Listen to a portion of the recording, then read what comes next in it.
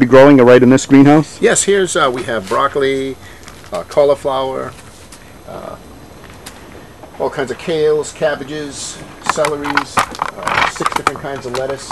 Then we have tomatoes, peppers, eggplants, a full line of stuff that we transplanted into the fields. These kale, the beira, so I'm very excited about that. Oh, really? Yeah, that's Which kind is that? It's beira is the name, B-E-I-R-A, and it's a Portuguese kale, especially for soup. Is that the tall one? It's a taller one with very broad leaves. Okay, yeah. Yeah, I was able to get some seeds, so I was very excited about that. And I see your red cabbage looks terrific. Oh yeah, red cabbage, Savoy cabbage, and green cabbage. That was what I had such great luck with last year.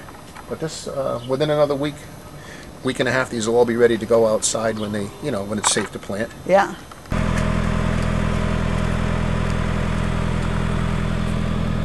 So Vinny, about how many tomato plants do you plant over here? This particular farm will put in about 12 acres altogether. So any idea how many plants that is?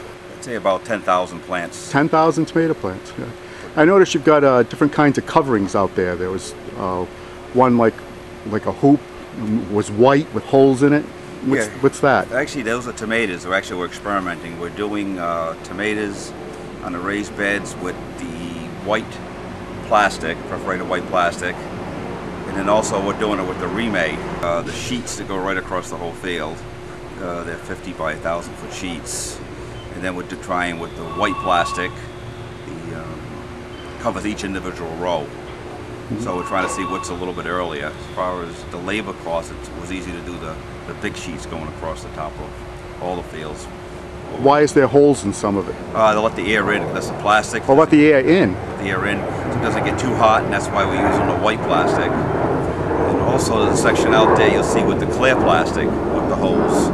That's yellow and green squash. Probably gives us about a 10-day advantage over the seeded direct into the field. Now I noticed you got drip irrigation out there? Yeah, we do all drip on our on our tomatoes and peppers, so we can regulate the amount of water, trying to conserve on our water, and also the nutrients we need. We add just the right nutrients we need for each particular plant, so we don't overfeed. Oh. And what are the little flags in the field for? I saw some red flags. Actually, the flags are for to identify varieties. We do some experimental varieties with some of the different seed companies. We work with them and they're seeing how they work in the Northeast region. There were some trials. I was down in Florida this winter looking at it. And so we're doing some of the trials up here in the Northeast. And if it works out good, they'll put in production for 2013 season.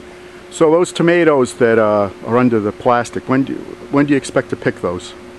We had some of the earlier ones we put in at the end of April, 1st of May. I'm hoping to get those right around I always shoot for 4th of July, but that's our target point. Oh, 4th of July, wow. But we're figuring right around the 15th in a normal season, but we always try for that 4th if we can. Yeah, and what kind of tomatoes will you get around the 4th? Actually, we have some Mountain Fresh that's planted out there. And you'll get the Mountain Fresh by the 4th? It's pushing it. I mean, we had some good sized plants, and we got a few rows that we're babying just to see it. Then there's a few other earlier varieties by the number, which I don't know off the top of my head right now. Okay, yeah. Any early girls? We used to do the early girls. We don't anymore. The problem with the early girls, we get about a week out of them early. Yeah. And people want the larger tomatoes, unfortunately. Right, yeah. Okay, well, thanks a lot.